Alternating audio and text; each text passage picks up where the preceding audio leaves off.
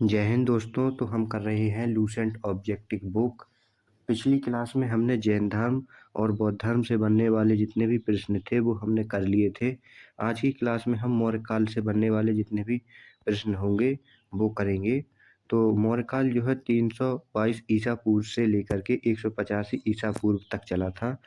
Question number 1 में कहा गया है कि चाणक्य का अन्य नाम था, तो चाणक्य का अन्य नाम विष्णुगुप्त था। क्वेश्चन नंबर 2 में कहा गया है कि निम्नांकित में से किसकी तुलना मैकियावेली के प्रिंस से की जाती है, तो वो की जाती है कौटिल्य के अर्थशास्त्र से। क्वेश्चन नंबर 3 में कहा गया है कि वह शासक कौन था जिसने राज सिंहासन पर बैठने के लिए अपने बड़े भाई सुसीम की हत्या की थी, तो वो की थी अशोक ने। क्वेश्चन नंबर 4 में कहा गया है कि निम्नलिखित में सम्राट अशोक की वह पत्नी कौन थी जिसने उसको प्रभावित किया था, तो वो किया था कारुबाकी ने। क्वेश्चन नंबर 5 में कहा गया है कि अशोक ने अपने सभी अभिलेखों में एक एक रूपता से किस प्राकृत का प्रयोग किया था, तो इसका राइट आंसर हो जाएगा option number A Ardhamagadhi. Question number 6 में कहा गया है कि बिंदुसार ने विद्रोहियों को कुचलने के लिए अशोक को कहाँ पर भेजा था, तो अशोक को जो है तक्षशिला में भेजा था। क्वेश्चन नंबर 7 देखते हैं।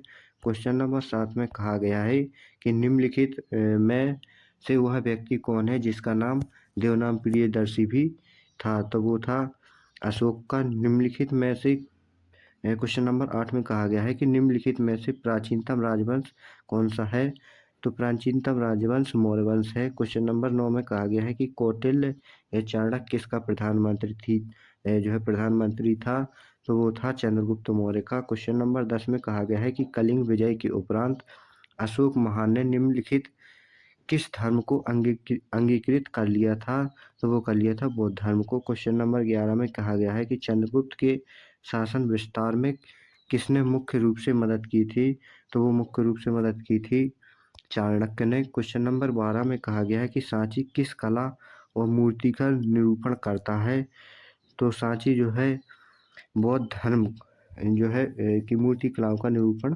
करता है। क्वेश्चन नंबर 13 देखते हैं। क्वेश्चन नंबर 13 में कहा गया है कि प्राचीन भारत का वह प्रसिद्ध शासक जिसने अपने जीवन के अंतिम दिनों में जैन धर्म को अपनाया था, तो इसका राइट आंसर हो जाएगा option number A Chandragupta Maurya. Question number 14 में कहा गया है कि मौर्य साम्राज्य की स्थापना किसने की थी, तो मौर्य साम्राज्य की स्थापना जो है चंद्रगुप्त मौर्य ने की थी।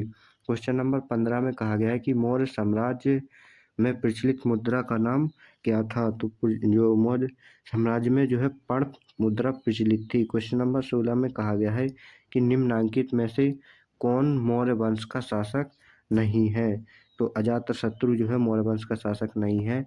चंद्रगुप्त मौर्य, अशोक और बिंदुसार ये तीनों के तीनों जो है मौर्य वंश के शासक हैं। क्वेश्चन नंबर 17 में कहा गया है कि निम्नलिखित में से अशोक का उत्तराधिकारी कौन था, तो वो था कुणाल। क्वेश्चन नंबर 18 में कहा गया है कि मुद्रा राक्षस के लेखक निम्न में से कौन है, तो जो है मुद्रा राक्षस के लेखक विशाखदत्त हैं। क्वेश्चन नंबर 19 में कहा गया है कि विशाखदत्त के प्राचीन भारतीय नाटक मुद्रा राक्षस की विषय वस्तु है, तो वो है चंद्रगुप्त मौर्य के समय में राज दरबार की दुर्विसंधियों के बारे में। क्वेश्चन नंबर 20 में कहा गया है कि मालवा, गुजरात एवं महाराष्ट्र किस शासक ने पहली बार जीते, तो वो जीते थे चंद्रगुप्त मौर्य ने। क्वेश्चन नंबर 21 में कहा गया है कि किसने सहिष्णुता, उदारता और करुणता के त्रिविध आधार पर राजवंश की स्थापना की, तो इसका राइट आंसर हो जाएगा जो है ऑप्शन नंबर ए अशोक ने। क्वेश्चन नंबर 22 में कहा गया है कि निम्नलिखित किस शहर में अशोक के शिलालेख नहीं मिले हैं, तो वो पाटलिपुत्र में नहीं मिले। क्वेश्चन नंबर 23 में कहा गया है कि अर्थशास्त्र का लेखक समकालीन था, तो इसका राइट आंसर हो जाएगा चंद्रगुप्त का। क्वेश्चन नंबर 24 में कहा गया है कि नंद वंश के पश्चात मगध पर किस राजवंश ने शासन किया, तो वो किया था मौर्य वंश ने। क्वेश्चन नंबर 25 में कहा गया है कि मौर्य काल में शिक्षा का सर्वाधिक प्रसिद्ध केंद्र था, तो सर्वाधिक प्रसिद्ध केंद्र जो था मौर्य काल में वो था तक्षशिला। क्वेश्चन नंबर 26 में कहा गया है कि मेगास्थनीज की पुस्तक का नाम क्या है। तो मेगास्थनीज की पुस्तक का नाम इंडिका है। क्वेश्चन नंबर 27 में कहा गया है कि जिसके ग्रंथ में चंद्रगुप्त मौर्य का विशिष्ट रूप से वर्णन हुआ है वह है, तो वह जो है वृषागदत्त की पुस्तक मुद्रा राक्षस। क्वेश्चन नंबर 28 में कहा गया है कि वह स्रोत जिसमें पाटलिपुत्र के प्रशासन का वर्णन उपलब्ध है। तो इसका राइट आंसर हो जाएगा option number C, Indica. Question number 29 में कहा गया है कि अशोक के शिलालेखों में प्रयुक्त भाषा कौन सी है। तो अशोक के शिलालेखों में जो प्रयुक्त भाषा है वह है प्राकृत भाषा। क्वेश्चन नंबर 30 में देखते हैं। क्वेश्चन नंबर 30 में कहा गया है कि निम्नलिखित में किस मौर्य राजा ने दक्कन की विजय प्राप्त की थी। तो वो की थी चंद्रगुप्त मौर्य ने। क्वेश्चन नंबर 31 में कहा गया है कि मेगास्थनीज ने भारतीय समाज को कितनी श्रेणियों में विभाजित किया है। तो 7 श्रेणियों में विभाजित किया है। क्वेश्चन नंबर 32 देखते हैं। क्वेश्चन नंबर 32 में कहा गया है कि कौटिल्य के अर्थशास्त्र में किस पहलू पर प्रकाश डाला गया है। तो कौटिल्य के अर्थशास्त्र में जो है राजनीतिक नीतियों पर प्रकाश डाला गया है। क्वेश्चन नंबर 33 में कहा गया है कि निम्न में से कौन सा क्षेत्र अशोक के साम्राज्य में सम्मिलित नहीं था। तो अशोक के साम्राज्य में जो है श्रीलंका सम्मिलित नहीं था, जबकि अफगानिस्तान, बिहार और कलिंग ये तीनों के तीनों सम्मिलित थे। क्वेश्चन नंबर 34 में कहा गया है कि पाटलिपुत्र को किस शासक ने सर्वप्रथम अपनी राजधानी बनाई थी। तो पाटलिपुत्र को सर्वप्रथम चंद्रगुप्त मौर्य ने अपनी राजधानी बनाई थी। क्वेश्चन नंबर 35 में कहा गया है कि पाटलिपुत्र में स्थित चंद्रगुप्त का जो महल मुख्यतः बना था, तो चंद्रगुप्त मौर्य का महल जो है लकड़ी का बना था। क्वेश्चन नंबर 36 में कहा गया है कि जो बराबर जहानाबाद जिला में पड़ता है कि गुफाओं का उपयोग किसने आश्रय गृह के रूप में किया। तो इसका राइट आंसर हो जाएगा ऑप्शन नंबर ए, आजीविकों ने। क्वेश्चन नंबर 37 में कहा गया है कि किस अभिलेख से यह साबित होता है कि चंद्रगुप्त का प्रभाव पश्चिम भारत तक फैला हुआ था। तो इसका राइट आंसर हो जाएगा ऑप्शन नंबर सी, रुद्रदामन का जूनागढ़ अभिलेख। क्वेश्चन नंबर 38 में कहा गया है कि केवल वह स्तंभ जिसमें अशोक ने स्वयं को मगध का सम्राट बताया, तो वो बताया था भाब्रू स्तंभ अभिलेख में। क्वेश्चन नंबर 39 में हमें सूची फर्स्ट को सूची 2 के साथ सम्मिलित करना है। तो चंद्रगुप्त मौर्य को जो है सेंड्रोकोटस कहा जाता है, और बिंदुसार को अमित्रघात, और अशोक को प्रियदर्शी, और चाणक्य को विष्णुगुप्त कहा जाता है। क्वेश्चन नंबर 40 में कहा गया है कि प्रथम भारतीय साम्राज्य स्थापित किया था। तो इसका राइट आंसर हो जाएगा option number C, Chandragupta Maurya द्वारा। क्वेश्चन नंबर 41 में कहा गया है कि उत्तरांचल में अशोक का एक शिलालेख स्थित है। तो वो स्थित है कलसी में। क्वेश्चन नंबर 42 में कहा गया है कि सांची का स्तूप किसने बनवाया था। तो इसका राइट आंसर हो जाएगा ऑप्शन नंबर ए, अशोक ने। क्वेश्चन नंबर 43 में कहा गया है कि अशोक के शिलालेखों को पढ़ने वाला प्रथम अंग्रेज कौन था। तो जो है अशोक के शिलालेखों को पहली बार जेम्स प्रिंसपे ने पढ़ा था। क्वेश्चन नंबर 44 देखते हैं। क्वेश्चन नंबर 44 में कहा गया है कि कलिंग युद्ध की विजय तथा क्षत्रियों का वर्णन अशोक के किन शिलालेखों में मिलता है। तो वो मिलता है शिलालेख जो है 13 में। और क्वेश्चन नंबर 45 देखते हैं कि कहा गया है कि प्रसिद्ध यूनानी राजदूत मेगास्थनीज भारत में किसके दरबार में आए थे। तो जो मेगास्थनीज है वो चंद्रगुप्त मौर्य के दरबार में आया था। क्वेश्चन नंबर 46 में कहा गया है कि चंद्रगुप्त मौर्य ने सेल्यूकस को कब पराजित किया। तो सेल्यूकस को जो है 305 ईसा पूर्व में पराजित किया। क्वेश्चन नंबर 46 देखते हैं। क्वेश्चन नंबर 47 में कहा गया है कि निम्नलिखित में से कौन सा राजा प्रायः जनता के संपर्क में रहता था। तो वो इसका राइट आंसर हो जाएगा अशोक। क्वेश्चन नंबर 48 में कहा गया है कि अशोक ने 261 ईसा पूर्व में कलिंग को जीतने के बाद क्या किया। तो भारी रक्तपात देखकर युद्ध की नीति को सदा के लिए त्याग दिया था। क्वेश्चन नंबर 49 देखते हैं। इसमें कहा गया है कि अशोक के अधिकांश अभिलेख किस भाषा व लिपि में मिलते हैं। तो अशोक के जो है अधिकांश अभिलेख जो हैं प्राकृतिक भाषा व ब्राह्मी लिपि में देखने को मिलते हैं। क्वेश्चन नंबर 50 में कहा गया है कि किस ग्रंथ में चंद्रगुप्त मौर्य के लिए बिरसल या निम्न कुल शब्द का प्रयोग किया गया है। तो इसका राइट आंसर हो जाएगा ऑप्शन नंबर सी, मुद्रा राक्षस में। क्वेश्चन नंबर 51 देखते हैं। क्वेश्चन नंबर 51 में कहा गया है कि मौर्य नरेश के बारे में निम्न में से कौन सा कथन सही है। उन्होंने विकास किया था। फर्स्ट ऑप्शन में कहा गया है संस्कृति, कला व साहित्य। सेकंड ऑप्शन में कहा गया है सोने के सिक्के। ऑप्शन थर्ड में कहा गया है कि प्रांतीय विभाजन। और फोर्थ ऑप्शन में कहा गया है हिंदू कुश तक साम्राज्य। तो जो है इन्होंने सोने के सिक्के नहीं चलवाए थे। बाकी तीनों के तीनों ऑप्शन जो है सही है, इसलिए इसका राइट आंसर हो जाएगा ऑप्शन नंबर डी, 1, 3 और 4। क्वेश्चन नंबर 52 देखते हैं। इसमें कहा गया है कि अशोक ने कलिंग को मौर्य साम्राज्य में जोड़ लिया। कारण कहा गया है कि कलिंग दक्षिण भारत को आने वाले स्थलीय एवं समुद्री मार्गों को नियंत्रित करता था। तो इसका राइट आंसर हो जाएगा ऑप्शन नंबर ए और आर दोनों के दोनों सही हैं और आर ए की सही व्याख्या करता है। क्वेश्चन नंबर 53 देखते हैं। इसमें कहा गया है कि अशोक के जो शिलालेख संगम राज्य के बारे में हमें बताते हैं उनमें शामिल है। तो इसका राइट आंसर हो जाएगा ऑप्शन नंबर सी, दूसरा एवं 13वां। क्वेश्चन नंबर 54 में कहा गया है कि कथन फर्स्ट में कहा गया कि अशोक के राज्य देशों के अनुसार धार्मिक निष्ठा को अपेक्षा जनता के मध्य सामाजिक समरसता अधिक महत्वपूर्ण थी।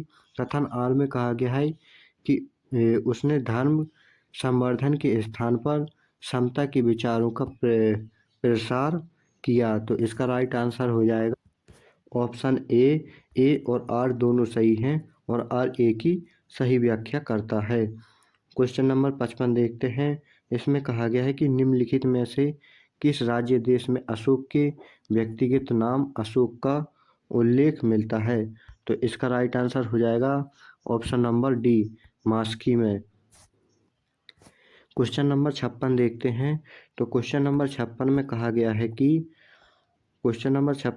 गया है कि निम्नलिखित वक्तव्यों में कौन सा एक वक्तव्य अशोक के प्रस्तर स्तंभों के बारे में गलत है। तो फर्स्ट ऑप्शन में कहा गया कि इन पर बढ़िया पॉलिश है, ए अखंड हैं, और ऑप्शन सी में कहा गया कि स्तंभों का शिफ्ट शुंडाकार है, और ऑप्शन डी में कहा गया है कि स्थापत्य संरचना के भाग हैं। तो इसका राइट आंसर हो जाएगा ऑप्शन नंबर डी, गलत है। ये स्तंभ संरचना के भाग हैं, ये भाग नहीं है। क्वेश्चन नंबर 57 में कहा गया है कि श्रीनगर की स्थापना किस मौर्य शासक ने की थी। तो वो श्रीनगर की स्थापना अशोक ने की थी। क्वेश्चन नंबर 58 में देखते हैं। क्वेश्चन नंबर 58 में सूची फर्स्ट में प्रांत दिए हुए हैं और सूची 2 में राजधानियां दी हुई हैं। तो उत्तरापथ की राजधानी तक्षशिला थी और दक्षिणापथ की राजधानी स्वर्णगिरी और अवंती राष्ट्र की उज्जैनी और प्राची यानी पूर्वी देश की राजधानी पाटलिपुत्र थी। इसका राइट आंसर हो जाएगा ऑप्शन नंबर ए, 1, 2, 3, 4। और क्वेश्चन नंबर 59 में कहा गया है कि किस ग्रंथ में शूद्रों के लिए आर्य शब्द का प्रयोग हुआ है। तो जो है आर्य शब्द का प्रयोग जो है अर्थशास्त्र में किया गया है शूद्रों के लिए। क्वेश्चन नंबर 60 में कहा गया है कि अशोक ने अपने राज्याभिषेक के चौथे वर्ष में निग्रोध के प्रभाव से प्रभावित होकर किससे बौद्ध धर्म की दीक्षा ली थी। तो वो ली थी उपगुप्त से। क्वेश्चन नंबर 61 में कहा गया है कि किसने पाटलिपुत्र को पोलिस ब्रूथा कहा है। तो इसका राइट आंसर हो जाएगा option number A, Megasthenes. Question number 62 में कहा गया है कि मौर्य काल में एग्रनोमाई किसे कहा जाता था। तो इसका राइट आंसर हो जाएगा ऑप्शन नंबर बी, सड़क निर्माण अधिकारी को। क्वेश्चन नंबर 63 में कहा गया है कि मौर्य काल में गुप्तचरों को क्या कहा जाता था? तो इसका राइट आंसर हो जाएगा ऑप्शन नंबर ए, गूढ़ पुरुष। क्वेश्चन नंबर 64 में कहा गया है कि किस श्रीलंकाई शासक ने अपने आप को मौर्य सम्राट अशोक के आदर्शों के अनुरूप ढालने की कोशिश की? तो इसका राइट आंसर हो जाएगा ऑप्शन नंबर सी, तिस। क्वेश्चन नंबर 64 में कहा गया है कि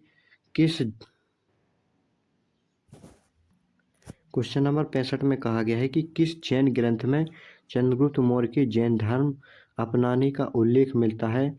तो वो मिलता है परिशिष्ट पर्वन में। क्वेश्चन नंबर 66 देखते हैं। क्वेश्चन नंबर 66 में कहा गया कि किस महीने से मौर्यों का राजकोषीय वर्ष आरंभ होता था? तो वो होता था आषाढ़ यानी जुलाई के महीने से। क्वेश्चन नंबर 67 में कहा गया है कि निम्नलिखित में किन दक्षिण भारतीय जातियों का उल्लेख अशोक के शिलालेखों में किया गया है? तो अशोक के शिलालेखों में जो है चोल, पांड्य और सतीपुत्र और केरल पुत्र जो है दक्षिण भारतीय जातियों का उल्लेख मिलता है, इसलिए इसका राइट आंसर हो जाएगा option number A. Question number 68 में कहा गया है कि अशोक के बारे में जानने के लिए सबसे महत्वपूर्ण स्रोत है, तो इसका राइट आंसर हो जाएगा ऑप्शन नंबर बी, शिलालेख। क्वेश्चन नंबर 69 में कहा गया है कि अशोक के काल में कौन सी लिपि दक्षिण भारत में परिवर्तित हुई थी? तो इसका राइट आंसर हो जाएगा ब्राह्मी लिपि। क्वेश्चन नंबर 70 में कहा गया है कि अशोक का अभिलेख भारतीय उपमहाद्वीप के बाहर भी पाया गया है, तो निम्नलिखित में से किस देश में यह पाया गया है? तो पाया गया है अफगानिस्तान में। क्वेश्चन नंबर 71 देखते हैं। क्वेश्चन नंबर 71 में कहा गया है कि अत्यंत पॉलिश किए गए एकाशमय अशोक स्तंभ जिस पर पांडुरंजित बालुकाष्म के एकल टुकड़ों में तछित किए गए हैं, उसे साधारणतः कहाँ की खदानों से निकाला गया? तो इसका राइट आंसर हो जाएगा ऑप्शन नंबर ए, मिर्जापुर के समीर चुनार। क्वेश्चन नंबर 72 देखते हैं। क्वेश्चन नंबर 72 में कहा गया है कि भारतीय लिखने की कला नहीं जानते थे, यह किसकी उक्ति है? तो यह उक्ति है मेगस्थनीज की। क्वेश्चन नंबर 73 देखते हैं। क्वेश्चन नंबर 73 में कहा गया है कि किस मौर्य सम्राट ने एक विदेशी राजा सीरिया के एंटियोकस फर्स्ट से अंजीर, शराब और दार्शनिक को भारत भेजने का आग्रह किया था? तो इसका राइट आंसर हो जाएगा ऑप्शन नंबर बी, बिंदुसार से। क्वेश्चन नंबर 74 देखते हैं। क्वेश्चन नंबर 74 में कहा गया है कि अशोक द्वारा कलिंग पर चढ़ाई की जानकारी के लिए कौन से सबसे महत्वपूर्ण स्रोत हैं? तो वो है 13वां बृहद शिलालेख। क्वेश्चन नंबर 75 में कहा गया है कि बिंदुसार की मृत्यु के समय अशोक किस प्रांत का गवर्नर था? तो अशोक जो है उज्जैन का गवर्नर था। क्वेश्चन नंबर 76 में कहा गया कि किस शिलालेख में अशोक ने घोषणा की है कि सारी प्रजा मेरी संतान है? तो इसका राइट आंसर हो जाएगा ऑप्शन नंबर ए, प्रथम जो है पृथक कलिंग शिलालेख। क्वेश्चन नंबर 77 में कहा गया है कि कौन सी घोषणा युद्ध और हिंसा के प्रति अशोक के आंतरिक दुख को स्पष्ट करता है? तो इसका राइट आंसर हो जाएगा ऑप्शन नंबर डी, कलिंग का पृथक शिलालेख। क्वेश्चन नंबर 78 में कहा गया है कि किस शिलालेख में अशोक की यह घोषणा अंकित है कि किसी भी समय चाहे मैं खाता रहूं या रानी के साथ विश्राम करता रहूं या मैं अपने अंतःशाला में रहूं, मैं जहां भी रहूं मेरी महामात्र मुझे सार्वजनिक कार्य के लिए संपर्क कर सकते हैं? तो इसका राइट आंसर हो जाएगा ऑप्शन नंबर डी, छठवें शिलालेख में। क्वेश्चन नंबर 79 में कहा गया है कि निम्नलिखित में से कौन सा अवरोही क्रम में मौर्य प्रशासन के अधिकारियों को बताता है? तो इसका राइट आंसर हो जाएगा ऑप्शन नंबर ए, प्रादेशिक, राजक और युक्तुक। क्वेश्चन नंबर 80 में कहा गया है कि विस्टी है, तो विस्टी क्या है? तो बिस्टी जो है बेगारी है। क्वेश्चन नंबर 81 देखते हैं। क्वेश्चन नंबर 81 में कहा गया है कि मौर्य काल में सीता से क्या तात्पर्य है। तो इसका राइट आंसर हो जाएगा ऑप्शन नंबर सी, राजकीय भूमि से प्राप्त आय। क्वेश्चन नंबर 82 में कहा गया है कि निम्नलिखित में से मौर्य कला का सबसे अच्छा नमूना कौन है। तो मौर्य कला का सबसे अच्छा नमूना जो है वो है स्तंभ। क्वेश्चन नंबर 83 देखते हैं। इसमें कहा गया है कि कहाँ से प्राप्त अभिलेखों से मौर्य काल में अकाल, सूखा जैसी देवी प्रकोप के राज्य द्वारा राहत कार्य किए जाने का विवरण मिलता है। तो इसका राइट आंसर हो जाएगा अ, इसका राइट आंसर हो जाएगा 83 का option number A, Mahasthan Bangladesh, सोह गोरा उत्तर प्रदेश। क्वेश्चन नंबर 84 देखते हैं। इसमें कहा गया है कि अशोक ने श्रीलंका में बौद्ध धर्म का प्रचार हेतु किसे भेजा था। तो अशोक ने महेंद्र और संघमित्रा को जो है श्रीलंका में बौद्ध धर्म के प्रचार के लिए भेजा था। क्वेश्चन नंबर 85 देखते हैं। क्वेश्चन नंबर 85 में कहा गया है कि अशोक के मनसेहरा यानी पाकिस्तान एवं शाहबाज गढ़ी पाकिस्तान में पड़ती है से प्राप्त बृहद शिलालेखों में किस लिपि का प्रयोग किया है। तो उसमें खरोष्टी लिपि का प्रयोग किया है। क्वेश्चन नंबर 86 में कहा गया है कहाँ से अशोक के द्विभाषाई ग्रीक और आरामाइक अभिलेख प्राप्त हुए हैं। तो इसका राइट आंसर हो जाएगा ऑप्शन नंबर ए, कंधार से। क्वेश्चन नंबर 87 में कहा गया है कि कौटिल्य द्वारा रचित अर्थशास्त्र कितने अधिकारियों में विभाजित है। तो इसका राइट आंसर हो जाएगा ऑप्शन नंबर डी, 15 अधिकरणों में विभाजित है। क्वेश्चन नंबर 88 में कहा गया है कि अर्थशास्त्र में उल्लेखित सप्तांग में शामिल थे। तो इसका राइट आंसर हो जाएगा ऑप्शन नंबर ए, राजा, क्षेत्र, प्रशासन एवं कोश। क्वेश्चन नंबर जो है 89 देखते हैं। इसमें कहा गया है कि अशोक का समकालीन तुर्मय कहाँ का राजा था। तो इसका राइट आंसर हो जाएगा ऑप्शन नंबर ए, मिस्र का। क्वेश्चन नंबर 90 में कहा गया है कि किसके शासनकाल में डायमिकस यानी डीमिकस भारत आया था।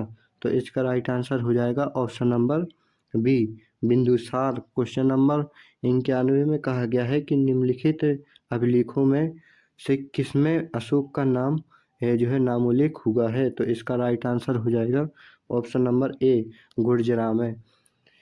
तो दोस्तों आज की क्लास में हमने जो है मौर्य काल से बनने वाले जितने भी प्रश्न थे वो हमने आज ख़त्म कर लिए हैं। तो अगली क्लास में जो है हम जो मौर्य उत्तर यानी गुप्त पूर्व काल से जितने भी प्रश्न बनेंगे वो हम ख़त्म करेंगे।